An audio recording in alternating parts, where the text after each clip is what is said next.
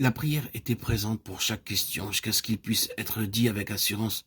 Il a paru bon au Saint-Esprit et à nous. Ou le Saint-Esprit dit, et ils agissaient. Ce sont des choses que l'Église dit rarement actuellement. Le rôle de gardien du Saint-Esprit en ce qui concerne la mission mondiale de l'Église locale et universelle n'était pas supposé hypothétique, mais on s'y référait de manière bien définie et spécifique.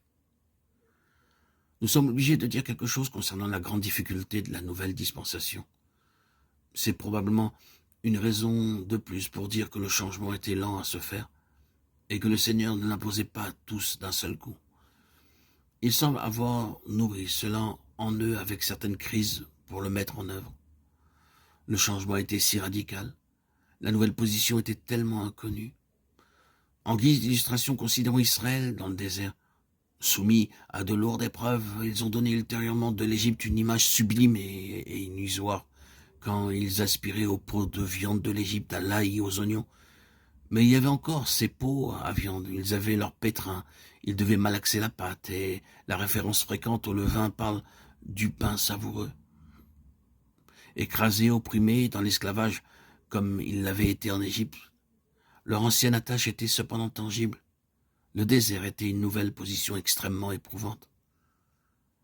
La vie reposait sur une base surnaturelle dans tous les domaines temporels. Si cela fut vrai d'un Israël terrestre, combien plus cela sera vrai du céleste. Dans cette nouvelle dispensation, toutes nos bénédictions spirituelles sont dans les lieux célestes. Notre cité, notre citoyenneté sont dans le ciel. Notre prêtre, l'autel et le sacrifice sont dans le ciel. Notre appel est un appel céleste. Tout notre soutien spirituel doit venir du ciel, et beaucoup plus encore. C'est seulement ceux qui sont livrés intégralement à Dieu qui savent combien cette vie de foi est éprouvante. Mais cependant, quel miracle! Car même après beaucoup d'années d'épreuves et de souffrances, nous n'allons pas vers ce qui est terrestre, mais vers ce qui est céleste. Notre position n'est pas des plus faciles, elle est tellement contraire à la vie naturelle et à la chair. Mais tout cela progresse par la puissance de sa résurrection. Nous pouvons ajouter que plus nous allons de l'avant avec le Seigneur, pas dans la durée simplement, mais en profondeur, et plus notre position devient éprouvante. Il est impossible de prendre position pour Dieu sans qu'elle soit sévèrement et souvent éprouvée. Nous pouvons penser que marcher avec Dieu nous garantira de l'adversité et de sérieuses épreuves. En fait, c'est plutôt le contraire qui se produit. Mais il nous garde et il est fidèle. La justification sera dans les valeurs éternelles, divines et spirituelles.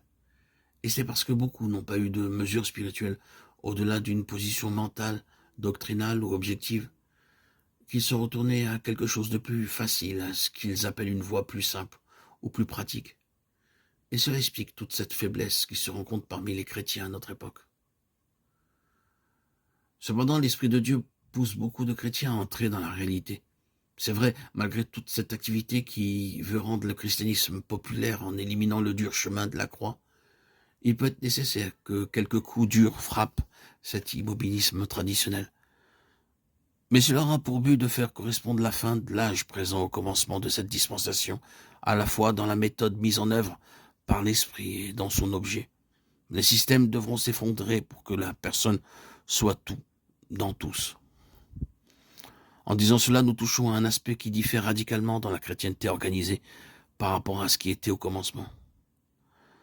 Ce qui est organisé repousse trop souvent la possibilité de manifester Dieu et de lui permettre d'obtenir toute la gloire.